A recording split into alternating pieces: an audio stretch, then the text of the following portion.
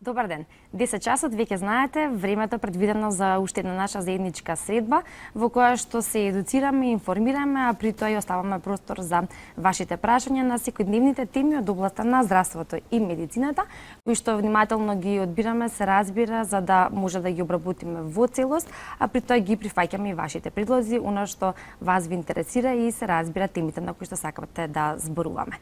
Сакаме да бидеме и актуелни во однос на она што се случува и во однос на светските денови со одредени пораки, но и со месеците кои што се посветени на одредено машко или женско здравје. Веќе знаеме дека ноември е месецот на машкото здравје, а во склоп на тоа ние денеска одбравме да зборуваме на тема за тоа кои се всушност причините, симптомите и третманот при карцином на дебело црево. Иако во ваквото заболување се разбира под ризик се и мажите и жените, сепак еве во денешната емисија ние ќе обработиме оваа тема и да доколку имате прашања се разбира телефонските линии и денеска се отворени. На оваа тема во Алфа-Ординација зборувам со мојот денешен гостин, доктор Ален Јовчевски, дигестивен хирург од Аџибадем Систина. Добар ден за вас, доктори, добро дојдовте во нашето студио, во нашата телевизија и се разбира во Алфа-Ординација. Добар ден, благодарам на поканата и поздрав до гледачите и се разбира сите гледачи на Алфа телевизија. Да. Ние денеска ќе обработиме темата за карцином на дебело црево, тема која што еве можам да кажам поодамна не сме зборувале. Ајде најдовме прилика и повод да зборуваме за истата и воведно би можеле да објасниме, да потсетиме што всушност представува карциномот на дебело црево. Карциномот на дебело црево е малигна болест, која што се јавува во најдолниот дел, значи на дигестивен тракт. Тоа вклучува дебелото црево и ректума, значи колоректален карцином би била поправилен израз, со тоа што дебелото црево пред се има функција во дигестивниот тракт да оние материи кои што се процесираат за време на исхраната, значи и се ресорбираат одредени материи во тенкото црево, на крајот бидат комплетно обработени и исфрлени од организмот, при тоа земајќи ги сите потребни материи што се ги користи организмот.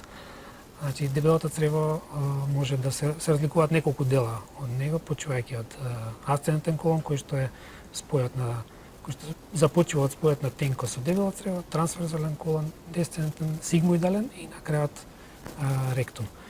Во должина некаде од метар и половина, од кој што последните делови негови, 15 сантиметри, всушност се нарекуваат и ректум. Покрај неговата, значи во неговата функција, како и сите други органи во човековиот организам, може да бидат место на одредени заболувања, тоа се воспалителни, бенигни, малигни. Карциномот, како што кажав, спаја во групата на малигни заболувања. Самиот карцином, поточното негово име е аденокарцином, бидејќи потекнува од жлездено-слузницата на дебелото црево и опфаќа 96% од патологијата на малигната патологија на дебело црево. Тоа значи дека останатите 4% се некои тумори кои што поретко сепак се јавуваат. Карцином на дебело црево, колоректалниот дебелоцревниот карцином се јавува во склоп на темата и кај мажите и кај жената речиси подеднакво, за разлика од карциномот на завршен дел, односно ректумот се јава нешто почесто, меѓутоа во многу помал процент. Од вкупната малигна патологија кај мажите е на трето место, после карциномот на плуќа, карциномот на желудник, а кај жените е на второ место по појава, значи карциномот на дојка пред се, тоа е карцином на дебело црево. Во севкупната пак морбидитет на популација и причина за смртност, значи на четврто место, после овие наброени, плюс на трето место е карциномот на црниот дроб. Причините се разбира, причини има кои што го предизвикуваат карциномот на дебело црево. Така што би можеле да кажеме кои се причините пред да ги наброиме ризик факторите кои што може да бидат и како надворешни влијанија, но и Причините и самите тие вторите фактори кои што ги набравме, уствари една иста работа.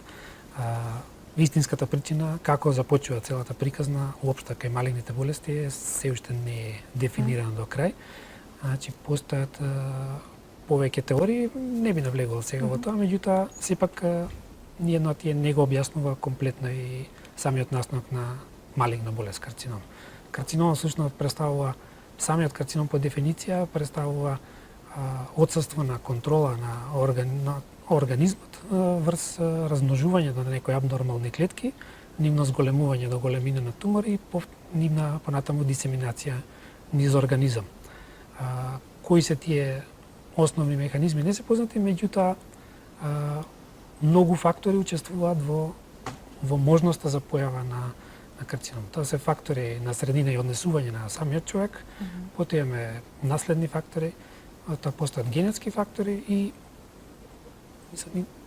тоа веројатно и тука и некаде и етиологијата. Значи почивајќи од фактори на однесување се знае значи статистички се гледа кога се види на карта на светот во однос на распространетоста на карциномот на дебело црево и карциномите воопшто, малигните болести, се забележува дека најголемата застапеност на овие тумори се наоѓа во европската, значи на европската дел од мапата на светот и Северна Америка, што значи дека условена е од некаков западњачки стил на живот. Тоа опфаќа јадење на храна која што е брза храна и при тоа употреба на црвено месо, кои што се два од најчесто спомнуваните фактори за појава на некоја малигна болест воопшто. За разлика, например, од оние субсахарски делови каде што на Африка, каде што е поголема сиромаштија, нема толкава индустриализација и животот е релативно поспор, таму овој тип на болести се во помал процент. Втората работа е конзумацијата односно користењето на цигари. Пушењето е еден од факторите кој што е се на се во малигната патологија, секаде присутен во однос на материите кои што ги содржи, кои што може да предизвикаат одредена проблематика и потоа алкохолот, прекумерна употреба исто така е еден од факторите за збориме за прекумерна употреба. Не за секојдневна повремена, него едноставно прекумерна употреба е во ризик фактори за настанок на малигна болест.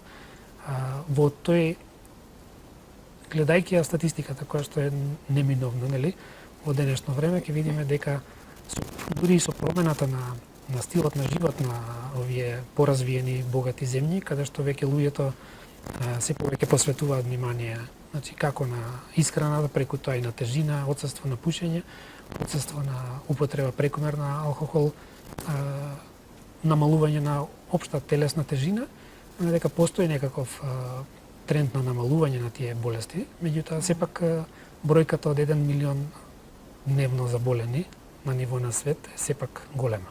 Да. Некаде опишуваат дека ако продолжи со овој тренд, дека до 2030 би требало да биде до 3 милиони можда на ден дијагностицирани тумори. Да.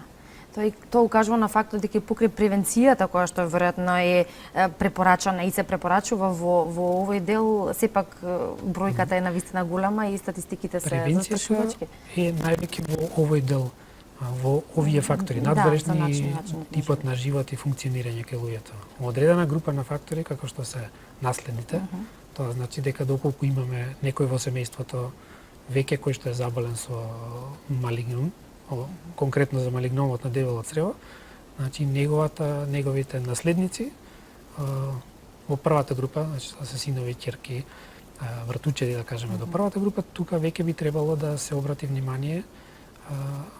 Тука процентот е некаде од прилика околу 20% дека можност да се појави тумор, односно малигнум на дебело црево. И втората работа е пренесување на некои генетски абнормалности, тоа значи појавата на така наречен Линчов синдром, и втората е фамилиарна аденоматозна полипоза. Тоа се состојби во кои што можноста за појава на тумор е многу висока во севкупниот број на сите овие пациенти. Кај карциномот на дебело црево, како и сите други, превенција во смисла на скрининг е нешто што е потребата за да се намали бројот, да се намали бројот на тумори воопшто. Тоа значи превентивни прегледи во однос на рана диагностика, така? Да. Ќе позборуваме, се разбира, за тоа во продолжение. Пред тоа само да споменеме, бидејќи кажавме дека овој тип на заболување се појавува и кај мажите и кај жените, кажавме процентално како, но која е возраста, карактеристичната возраст во текот на еден животен век или во текот на животот на човекот, каде што најчесто се појавува? Најчесто е опишана по литература и статистичките податоци дека се јавува кај мажите околу 60-тите години, додека кај жените нешто покасно околу 70-ти. Тоа е статистички вака на светско ниво. Бројките се во последно време се далеку пониски. Значи, јавувањето на самите тумори може да се јави и под 50-та година. Тоа се однесува за овие состојби кои што се генетски предодредени, меѓутоа и секојдневните овие фактори кои што се на средината, самите зрачења, неправилниот начин на живот, исхраната може да доведат и порано. Имаме и такви ситуации да сме имале од искуство и 20 годишен пациент со карцином на дебела црева. Да. Имаме гледач, прв за денеска, ќе може да го вклучиме. Добар ден. Добар ден. Добар ден, повелете.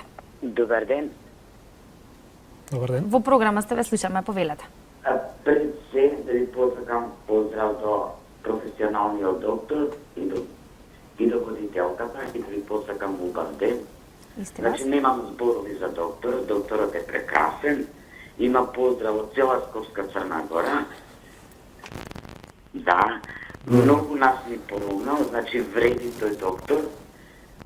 Тој од живи, од мртви прави живи и пред се да го поздравам, едно прашање сакам да му поставам. Значи, јас сум на возраст од 53 години. Дали е проблем до бубрезите што имам огромни отоци на нозете или од срцето? Поздрав и убав ден. Добра, ви благодарам. Надвор од тема. Фала за поздрав, фала за надвор поддршката. од темата и е малку поопшто. Општо прашање, меѓутоа е окей. Треба да се посети интерниста и сето тоа да се испита. Едното може да се појават и од едното и од другото, меѓутоа треба да се испичи едно. Мислам да се направат испитувања кои што би укажале дали едно или друго и тоа да се лечи. Да се најде, да се најде прво преглед, па да се најде причината, а потоа третманот и решението. Имаме следен гледач. Добар ден. Добро утро. Добро утро. Добро утро. Се извинувам, за мене е добро утро, за вас може да е добар ден. Поздрав до сите во студиото. Сакам да го прашам нешто докторов. Да. Докторе, во 2015 година бев во 8 септември ке професорот Стојановски, мислам се викаше, Зоран Стојановски. Добро. Или Степановски, така некако, колоноскопија ми правеше. Се установи дека се работи за прв и втор степен на хемороиди. Добро. И ми рече не е нешто застрашувачко, не се секирај. Сега пред 2 недели, средата и четвртокот, има чиста крв. Се работи за внатрешни хемороиди. Добро. Имаше чиста крв. Ама после, веќе во кафено се сврти. Добро.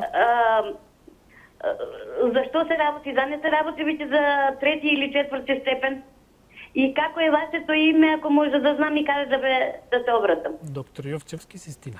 Аџи Бадем Систина, болницата. Тоа е ваше, рековте, колку години сте? Јас сум 62 сега, а бев 2015 во 2015 на колоноскопија. Добро. Молам? На колоноскопија во 8 септември. Добро. Да. Мислам дека го разбравме прашањето. Да. Ако е тоа се. Ме интересира зашто се работи, дали да одам да се јавам, оти ми закажа професорот 2020 да одам на контрола. Добро, ред. Добро, ви благодарам. Да одам ли во меѓувреме треба? Па треба на преглед во секој случај, доколку се појави крв во изметот или било каква содржина која што не е вообичаена, потребно е да се направи испитување. Можда не колоноскопија, ако претходната е комплетно чиста, али една ректоскопија или пак едноставен преглед, ректален преглед за да се види за што се работи. Хемороидалната болест е нешто што се случува во денешно време доста често, меѓутоа ги има истите симптоми како и малигна болест. Значи присуство на крв во столицата. се што е невообичаено треба да се испита и во зависност од тоа да се третира. Дали ќе се третира хируршки или медикаментозно, сепак ќе зависи од крајната дијагноза која што би се поставила при преглед. Мислам дека имаме знак за следен гледач. Добар ден. Ало, добар ден. Добар ден, повелете. Ево вакво прашање. Не се работи за мене, за мој роднина. Добре. Оперисан, третиран радиолошки, третиран хемиски, долниот дел на анусот.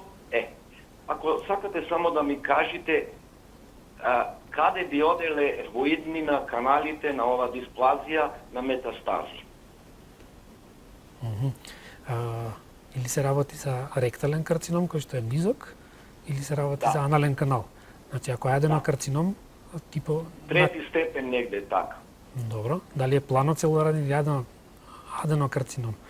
Значи, постојат повеќе. Аденокарцином, да. Аденокарцином. Добро. Канали на ширење, се веројатно тука е правена анастомоза или има кеса? Има кеса. Има кеса. Значи, ширењето може да биде, односно да биде локално, таму каде што бил самиот тумор, ако се повтори како рецидив, или пак да има, понекога се јавува да има метастази оддалечени, тоа се најчесто црниот дроб, а може и на друго место, меѓутоа тоа за да се утврди... На плучата? А на плучата? И на плуќата може. Затоа кажам дека треба да се направат конкретно во случајот тумор маркери, со цел да се види дали се тие пораснати или не. Доколку има пораст на тумор маркери кои што претходно биле негативни, е индикација за понатамошно испитување. Дали тоа Има 9-10 тумор маркер, мислам, индикатор. Добро, треба да се види со тоа што следната би било испитување. Или да се направи компјутерска томографија на абдомен и на граден кош, или пак во денешно време достапно е да се направи петскен, со што би се видела дали постои некаква туморска активност во целиот организам. Благодарам. Ќе продолжиме со симптоматологијата, која што се појавува во ваквиот тип на заболување или ваквиот тип на карцином, иако генерално знаеме дека карциномот на било кој орган е болест која што за жал и не дава рани симптоми, или пак барем се минимални, кои што и самиот пациент можеби навремено не може да ги разпознае, но од друга страна пак информацијата како таква и она што денеска го зборуваме, всушност може да не насочи или на некој начин да алармира кои би биле почетните симптоми и како би го натирале самиот пациент, самиот човек да дојде на првенствено превентивниот преглед, а понатака за знаејќи од групата која што спаја во генетски предизвикани тумори, односно карциноми, таа група идат кажеме на чести испитувања затоа што влегуваат во еден протокол од моментот на дијагностицирање, па влегуваат во протокол на чести колоноскопии, маркери и се она што треба, што е потребно за следење на болеста и по потреба и така се реагира. Кај секој пациент, заради можноста кај секој човек да се појави туморска болест, се препорачува над 50 години да се прави колоноскопија. Значи кај секој пациент. Тоа не може да го постигнат ни современите развиени земји, дури не Америка, која што се држи тенденција да направи 80% скрининг кај популацијата.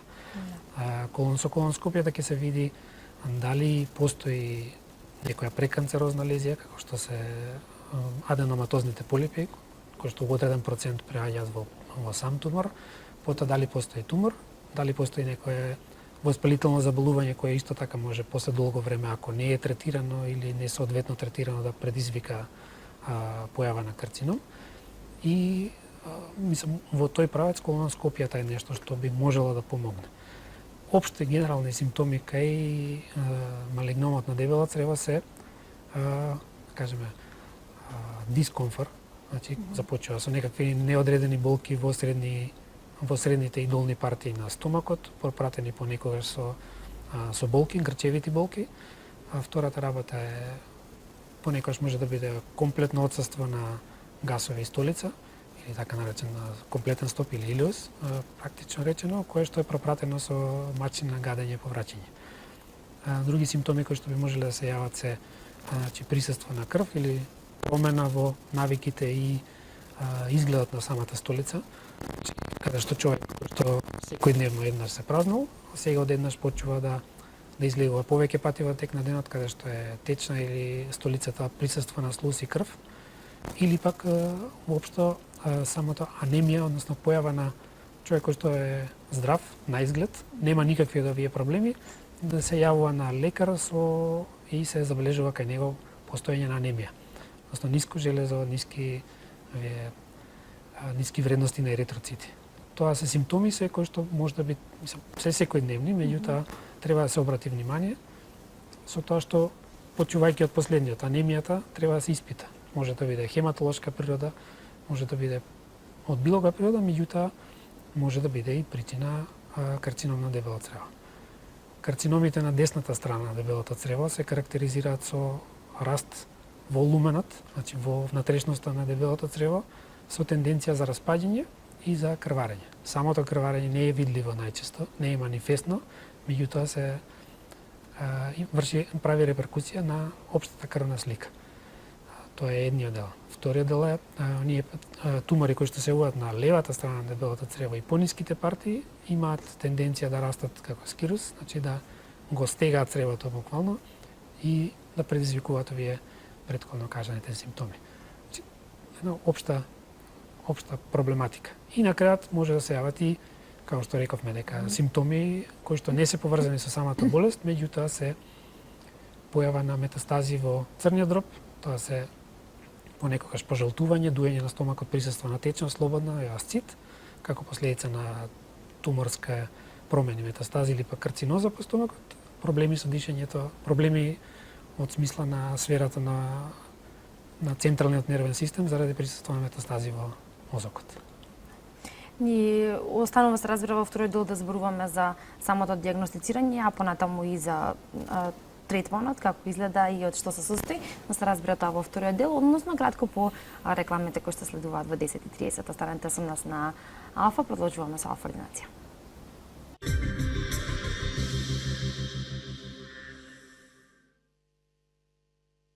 Продолжуваме со денешната Алфа ординација, подсетување за оние кои што еве сега се вклучуваат, зборуваме за причини, симптоми и третман при карциномот на дебело црево. Се извинувам, мој гостин е доктор Ален Јувчевски, дигестивен хирург од Аџибадем Систина. Во првиот дел од емисијата зборувавме што всушност представува ваквиот тип на карцином, кои се причините поради кои што се појавува, како и влијанието на ризик факторите, меѓу кои и генетскиот фактор, потоа симптоматологијата која што се појавува, важноста на превентивните прегледи, особено оние кои што се наоѓаат во ризична група или група на пациенти кои што имаат генетски предиспозиции, и во вториот дел се разбира зборуваме за диагностицирањето како и третирањето или лекувањето при карциномот на дебело црево. Пред да продолжиме со она што е следно, имаме гледачна линија кој што има прашање, така што би го вклучиле во продолжение. Добар ден. Ало, добар ден. Добар ден, повелете. Дали сум на програма, да? Да, во програма сте, ве слушам. Одлично, повелете со прашањето. Да, поздрав до вас и до докторот. Благодарам. Јавувам се од Штип. Моментално сакаме на прашање до докторот. Пред 4 години имам направена колоноскопија и утврдено е 3 и 4 степен на хемороиди. Меѓутоа, поновува се па некој работи, така да сега имам закажано на 28 тука кај доктор Дончевска. Меѓутоа, плашам се дека се полошува ситуацијата и сите симптоми што укажуваат на карцином. Како може да се провери тоа што сакам, мислам дека е проблем. Поздрав. Поздрав и до вас. Решението е во прашањето, колоноскопија. Значи треба да се направи колоноскопија со биопсија ако има промена и следната етапа е веќе припрема за понатамошен третман, тоест хирургија, зависи од стадиумот на болеста. Токму за начинот на предување или начинот на диагностицирање или кои методи се користат при диагностицирањето ќе позборуваме во продолжение. Дел кажавме во одговорите на прашањата на нашите гледачи, во она што претходно го споменавме, но ќе го дообјасниме во продолжение како изгледа таа диагностичка процедура.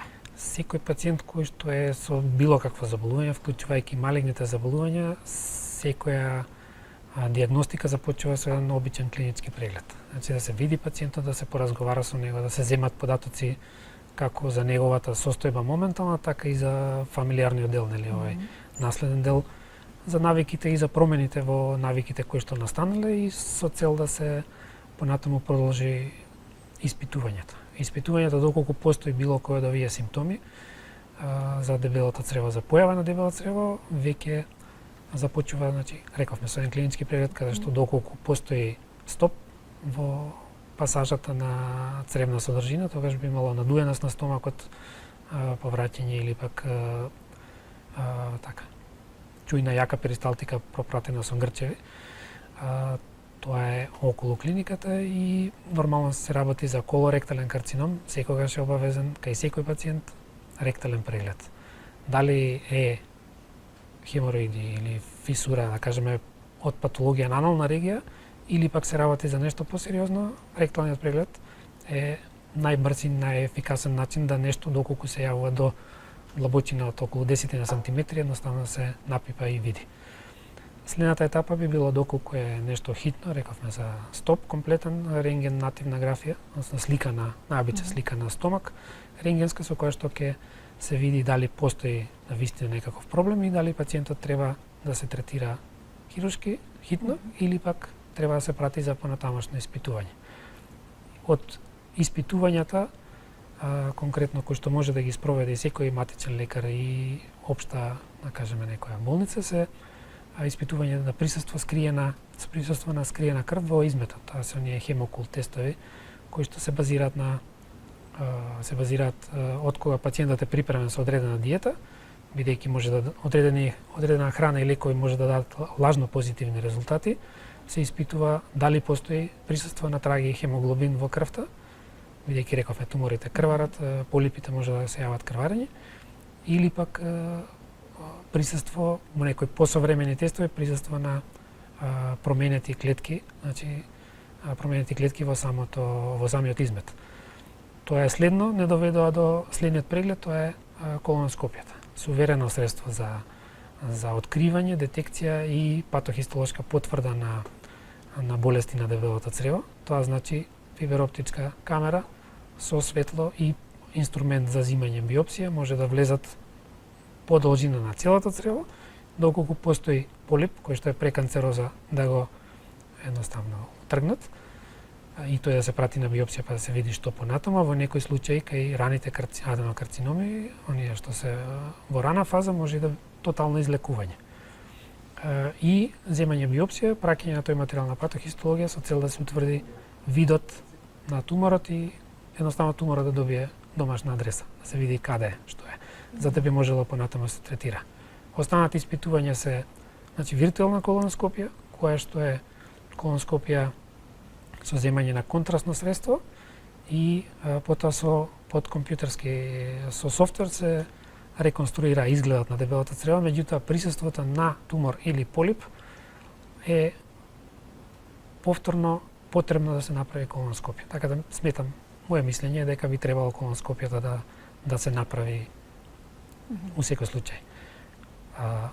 Компјутерска томографија на абдомен, мала карлица, е да се види дали постои, значи доколку постои тумор, дали е тој само локално, дали е раширен во околината и зафаќа останати органи, има оддалечени метастази.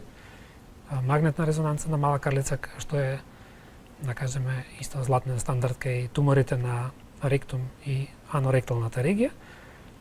По ново време петскенови, тумор маркери земање, исто така од лабораториски испитувања, рековме, со цел да се види дали постои отклонување. Доколку се зголемени најмалку два маркери, специфични за дебело црево, во овој случај тоа се карцином CA и CA19-9, значи тие маркери ако се зголемени, тогаш се индицира сите овие постапки кои што би продолжиле понатаму.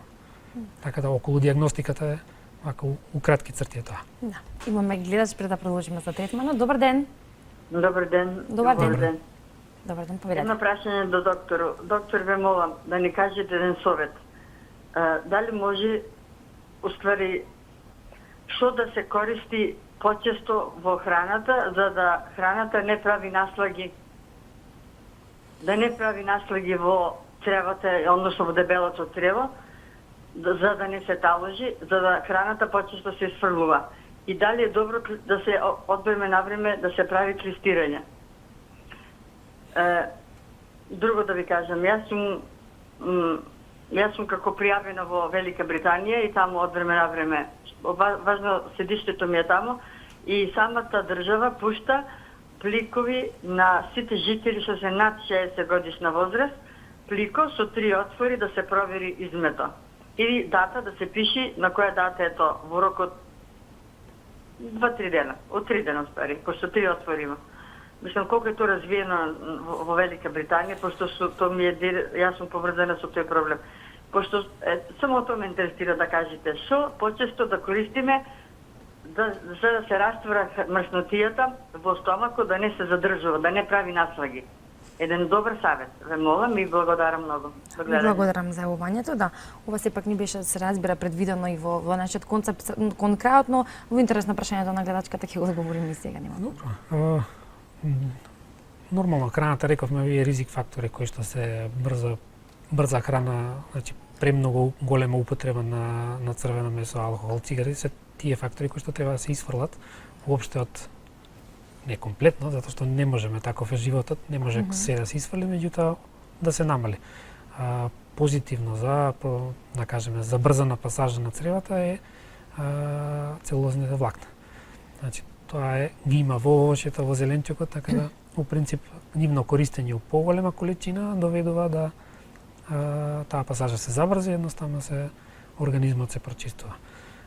Доколку човек има проблем со празнењето, во тој случај постојат препарати кои што се користат за прочистување, како и пред колоноскопија, така и за едноставно прочистување. Ги има по аптеките, може да се користат спрема упатството кое што се работи, или пак едноставно конзумирање на парафинско масло. Тоа се зема во одредена количина 3 пати во тек на денот, кое што не се ресорбира во циркулација уопште во преку дигестивен тракт, едноставно помага да храна, односно цревната содржина се исфрли поедноставно. Клизма се дава во принцип само кај што треба, затоа што сепак е некаква медицинска интервенција која што понекогаш може да има и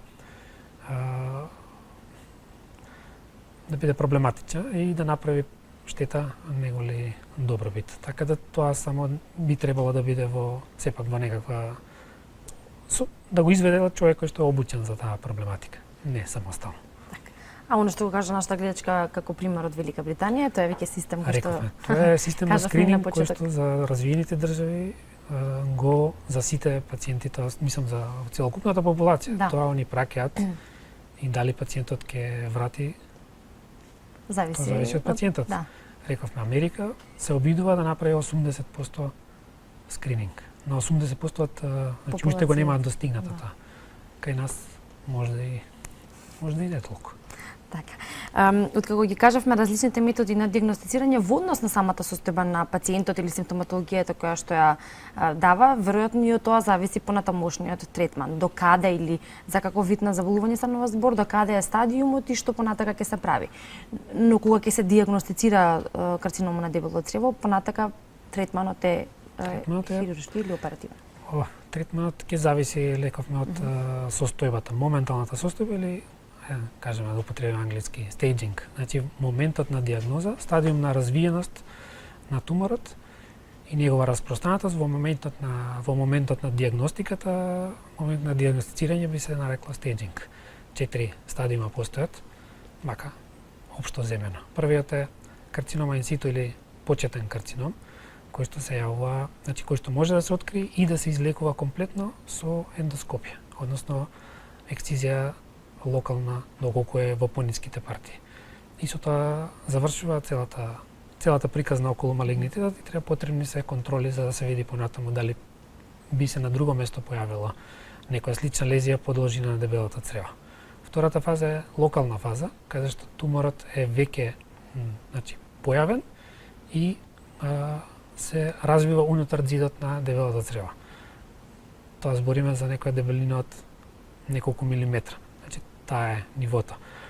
Во тој случај лекувањето ќе се состои во тоа што треба да се отстрани делот дебелото црево, значи конкретно хируршки, дел од дебелото црево и понатаму нели како што иде сите испитувања што треба. Третиот стадиум е веќе регионален. Значи регионалниот кога покрај дебелото црево може да бидат зафатени и околните органи или пак да има и присуство на депозити во лимфните садови кои што се наоѓаат во близина или нешто оддалечени, значи во склоп на таа лимфна дренажа, во тој случај опфаќа кратење на дебела црево со отстранување на лимфните јазли и понатаму покрај хируршки третман потребно е да се направи и хеморадиотерапија во зависност од локализацијата на самиот тумор и на крај оддалечен стадиум условно речено, каде што имаме веќе присуство на метастази во црниот дроб, белите дробови или на било кое друго место. Преоперативно е, да кажеме, ова планот кој што би се размислувал во која насока да се човек лекува.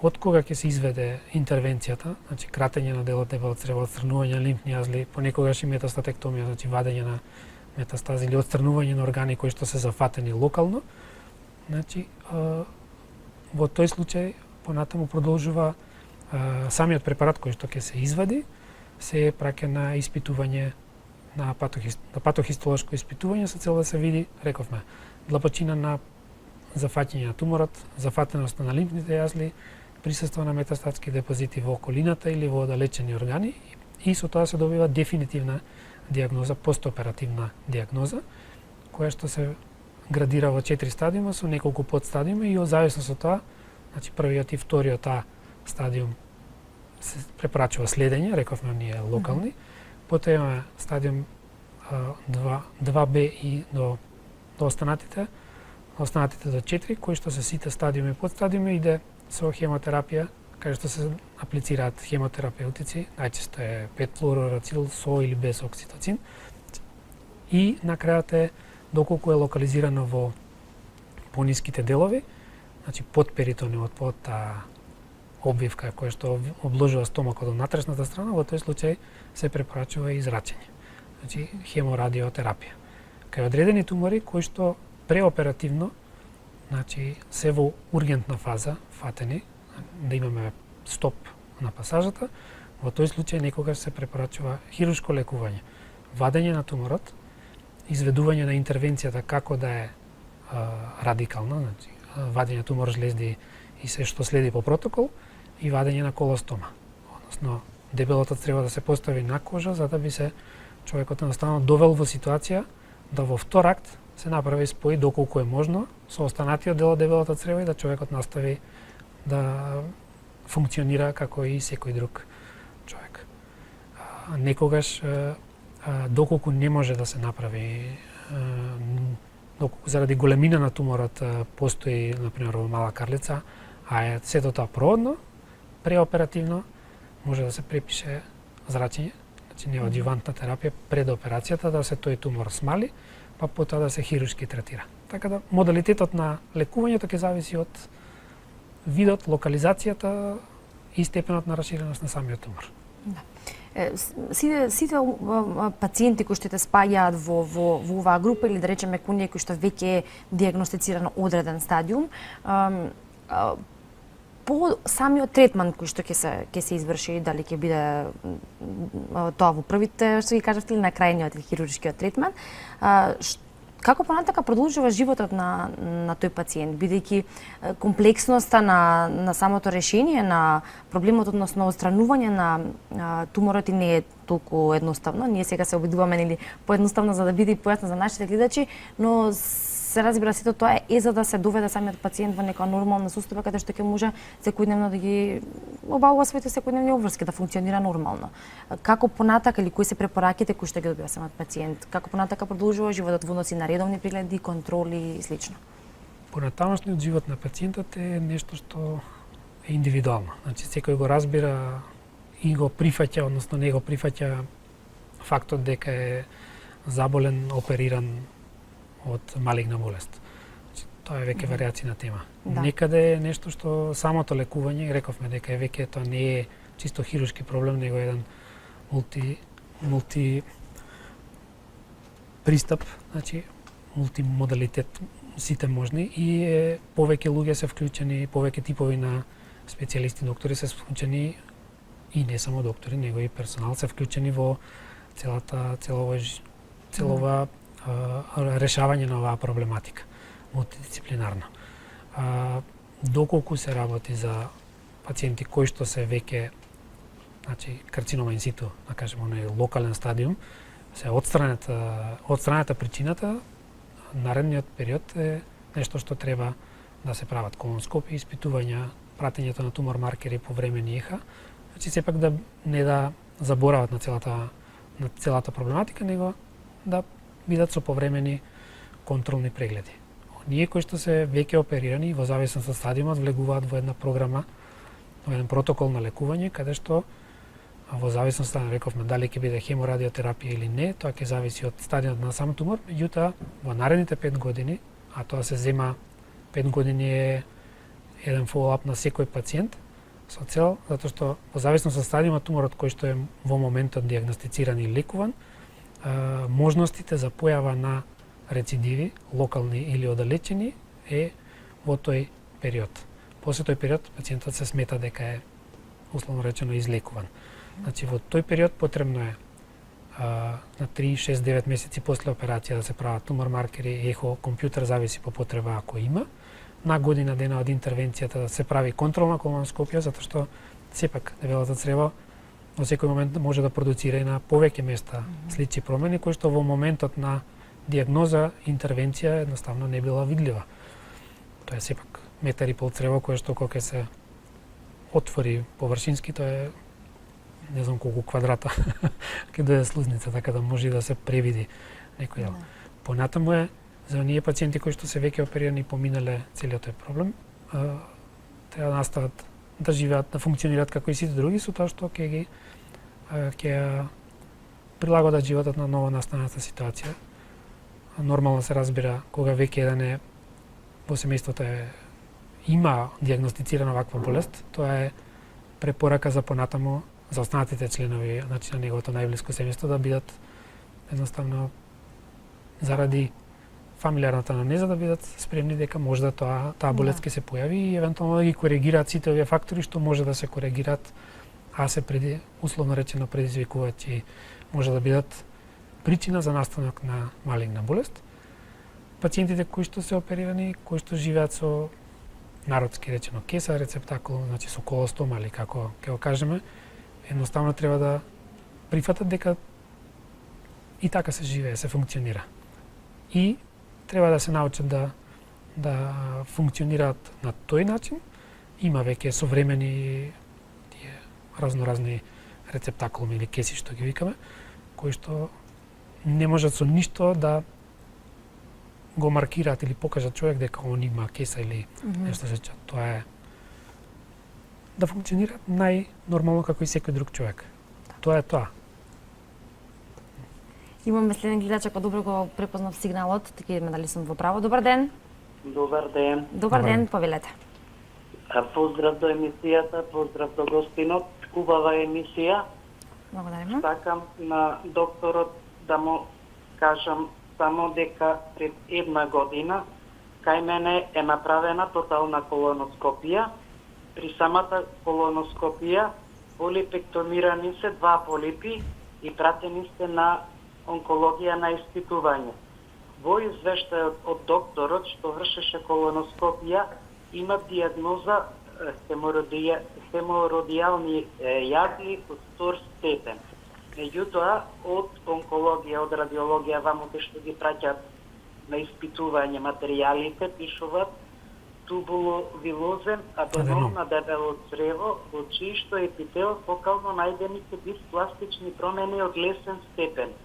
Молам докторот да ми објасни дали се потребни контроли еднаш годишно или како што ми кажа докторот на гастро во клинички центар на 3 години.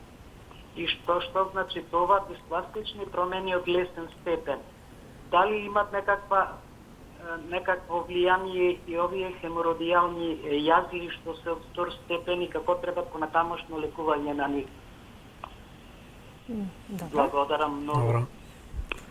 Значи, пациентката рековме направена колоноскопија на која што се најдени 2 полипа. Полипот е условно речено преканцерогена лезија. Преканцерогена се мисли дека лезија која што има потенцијал да прерасне во малигнитет. Очигледно дека на самиот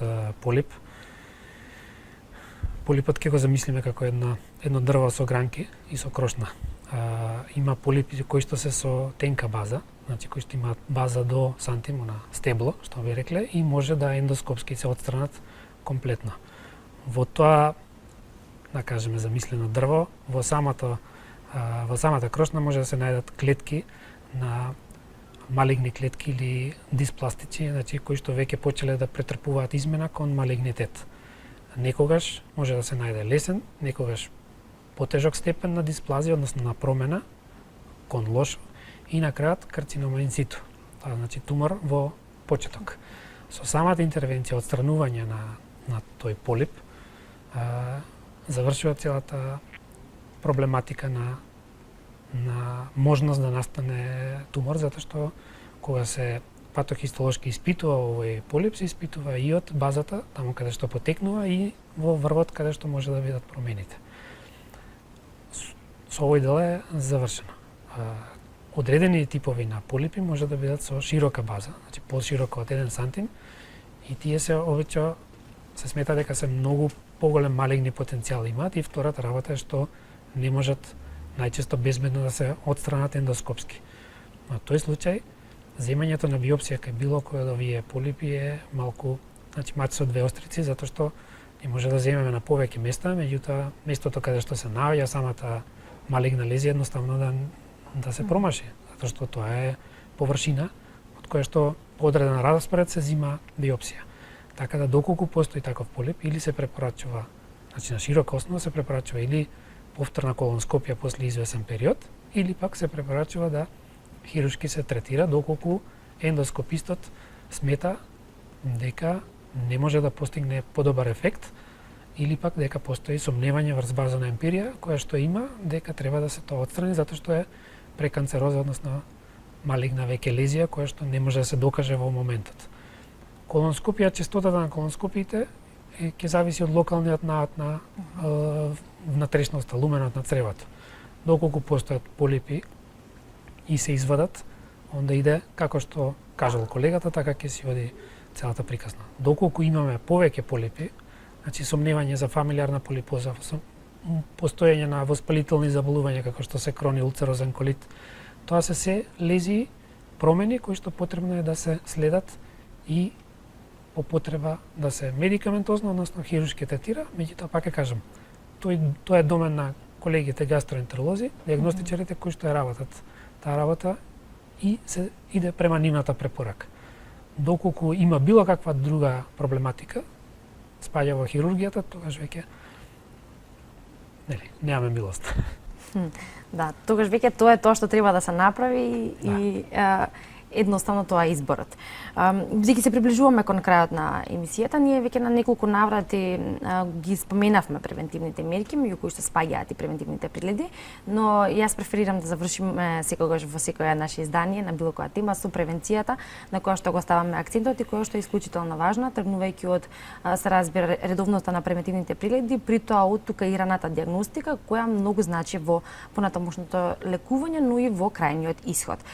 Така што на крај во една целина или за окружување на денешниот разговор ќе ги споменеме или ќе потсетиме на превентивните мерки, она што претходно го кажавте, тоа е начинот на живот и исхранување, но и уште едно потсетување на оние превентивни редовни контроли кај нормални здрави пациенти кои што треба да ги прават со цел одржување на добро здравје, на колку време треба да бидат и главната препорака. Секој човек секој организам има свој, значи има свој животен век, работен век, кој што потребно е да се едноставно самото општество, здравство треба да направи нешто што би требало да се врши проверка на секој човек.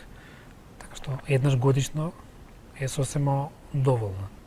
Да се направи контролен преглед, клинички преглед, поразговара со лекар, направи лабораторија основна и по потреба се дополни со одредени испитувања. Сите оние пациенти кои што спаѓаат во ризик групи и почесто, во зависност конкретно за состојбата, меѓутоа не треба да се заборава дека одредени болести, односно синдроми идат со повеќе, да кажеме, неубави работи истовремено, така да треба да бидат малку почесто под контрола. Колоноскопијата над 50 годишна возраст, мажи, жени, е нешто што е веројатно ќе стане со тек на времето императив, затоа што бројот на реков, 1 милион на целокупна популација дневно. Тоа е сосема доволен податок за да каже дека потребно да се направат. И прегледите треба да се едноставно да се направат кој што треба да се види и по потреба лечи и третира. Тоа е. Превенцијата за останатите делови е исхрана, движење, функционирање, одржавање на телесна тежина. Да, тоа се всушност и општи превентивни мерки кои што секогаш ги кажуваме во оваа ординација, но и вашите колеги кои што се разбираат кога доаѓаат во однос на општо добро здравје, а тоа се токму оние превентивни мерки кои што ги кажавме конкретно и на денешната тема. Ми беше задоволство што денеска бевте заедно со нас и што еве за една ваква прилично комплексна тема и широка успеавме да конкретизираме некои работи или да во кратки црти објасниме за какво заболување станува збор, за сериозноста од истото, а истовремено за претпазливоста која што треба да ја имаме. Ви посакувам пријатен работен ден и се разбира се гледаме во следна прилика на друга тема. Благодарам. Ви благодарам, се разбира, и на вашето денешно внимание и тоа што земавте учество и во Алфа ординација со денешната тема. Ќе ви оставам со програмата на Алфа и во добро расположение, што е уште поважно во добро здравје. Веќе утре во следното издание зборуваме на нова тема. Заедно со вас е колешката Жаклина Мучева, така што се гледаме повторно утре во 10 часот. Довидување и имајте убав ден.